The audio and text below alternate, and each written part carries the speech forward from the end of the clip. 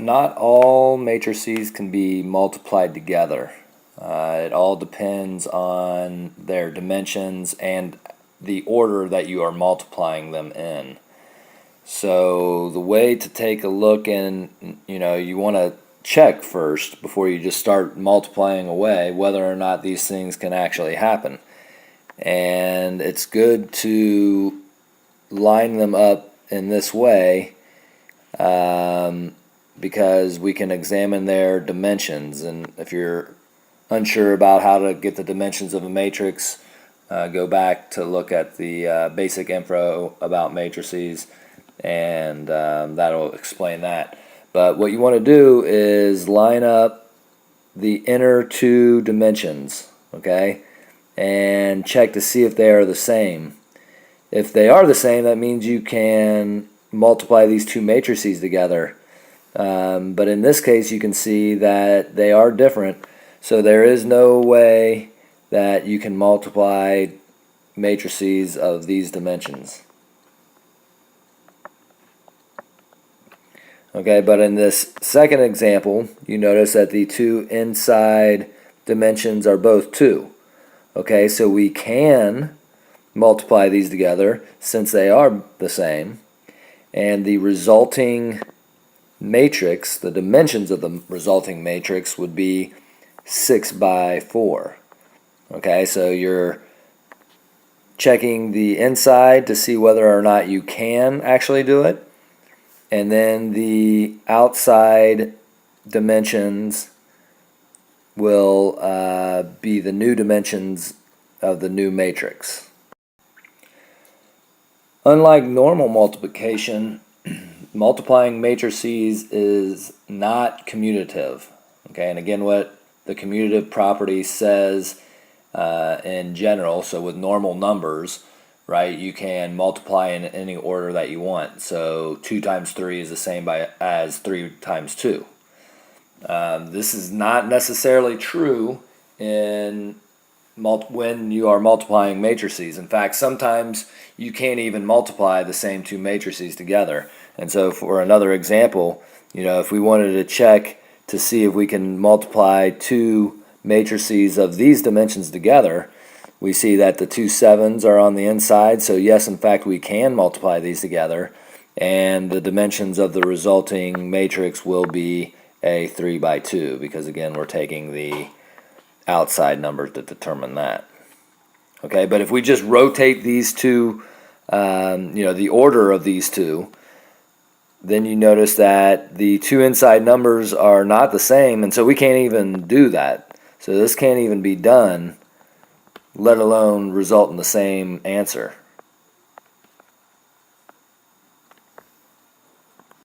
So here's an example of multiplying two matrices together. We're going to see if we can actually multiply A times B.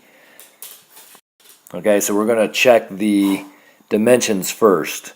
And again, this is row by column. So here's 1 row, 2 rows with 3 columns. So this is a 2 by 3 matrix. The second matrix B is 1, 2, 3 rows by 2 columns. So this is a 3 row by 2 column matrix.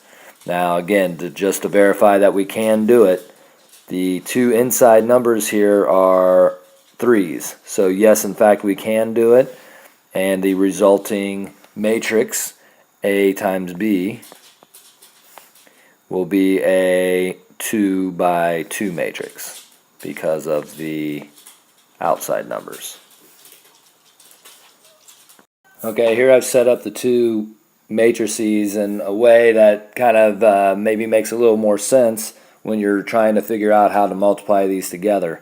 But really, if you remember that we are talking about rows by columns, okay, you don't really need to set it up this way, but I do think it is a nice visual for you. The new matrix, as we saw on the last slide, is going to be a 2 by 2 matrix. Maybe if you want to, you can kind of split it up to keep your quadrants kind of lined up. But what we're going to do, again, we're talking about row by column. So we're looking at the first row here and the first column, and you should notice that they both have the same amount of elements, right? There's 3 in the row and 3 in the column. So what you're going to do is take, each, it's kind of like corresponding elements, not quite, but as we go through, we're going to move down and over and multiply these two things together and then add them up. So the first one is going to be 4 times 2, so that gives us 8. And we're going to add that with negative 3 times 0, so 0, plus 1 times negative 4, so negative 4. Okay, when we get that, it's going to be 8 minus 4, so the first entry is going to be 4.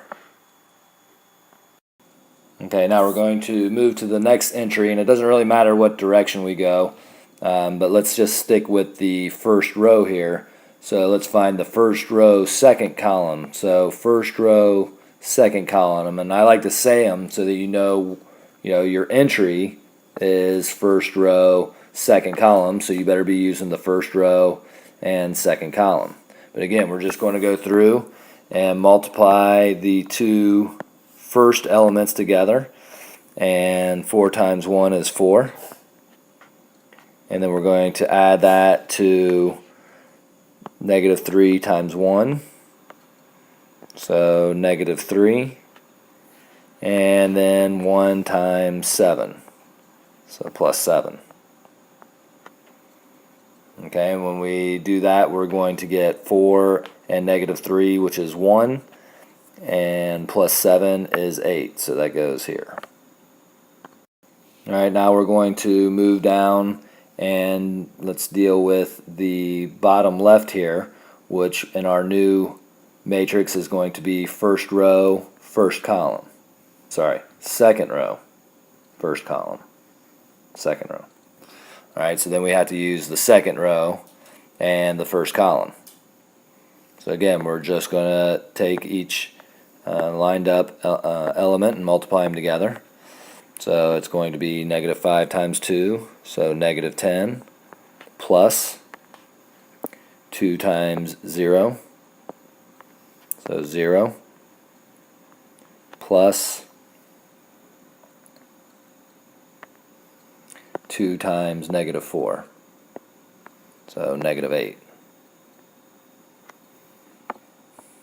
We're going to add those together and get negative 18.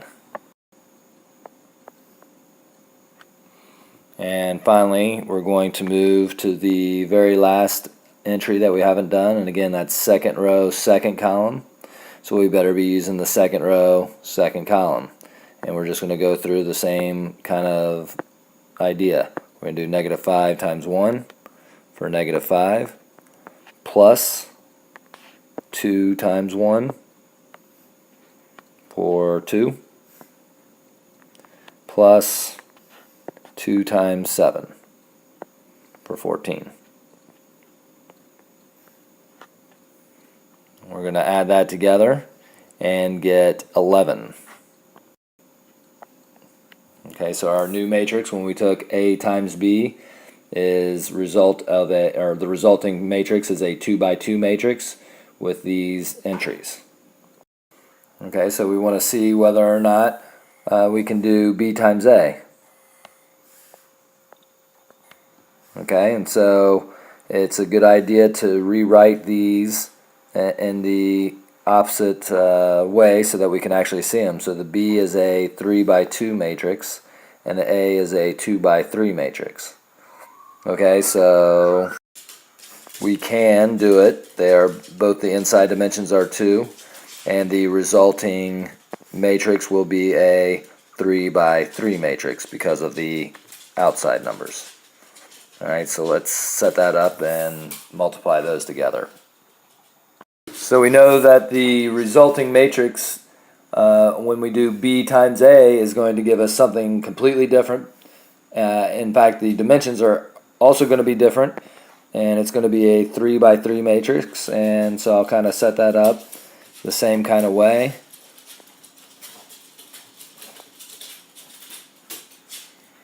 But everything is basically the same, no matter how you're multiplying. As long as you can multiply the two matrices, you're going to go about it the same kind of way.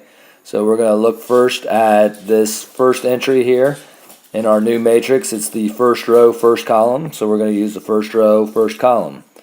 And we're going to do 2 times 4, which is 8. Then we're going to move to 1 times negative 5. So we're going to add negative 5 to that. And the result will be 3. We're going to move on. Let's do this entry here. So it's the first row, second column of our new matrix. So we're going to use first row, second column. And we're going to do 2 times negative 3 for negative 6. And we're going to do 1 times 2 for 2. Add those together and get negative 4. And it doesn't really matter what order we go in, but we're going to just stick with this same pattern. So let's look at the first row, third column. First row, third column. We're going to go 2 times 1 and get 2. Plus 1 times 2 and get 2 again, so we're going to get 4. We'll move on to this entry, which is the second row, first column. So we're going to use second row, first column. We're going to do 0 times 4, which is 0, plus 1 times negative 5 for negative 5. Add them together and get negative 5. Second row, second column. Second row, second column. 0 times negative 3 is 0. Plus 1 times 2 is 2. Second row, third column. Second row, third column. 0 times 1 is 0, plus 1 times 2 is 2. Oops. So then that element becomes 2. Third row, first column. So third row, first column. We're going to do negative 4 times 4 for negative 16. Plus 7 times negative 5 for negative 35. Add those together and get negative 51. Third row, second column. Third row, second column. Negative 4 times negative 3 is 12. Plus 7 times 2 is 14.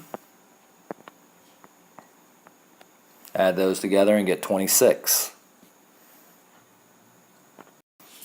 Finally, we're on the third row, third column, so let's use the third row and third column. So we're going to do negative 4 times 1 for negative 4,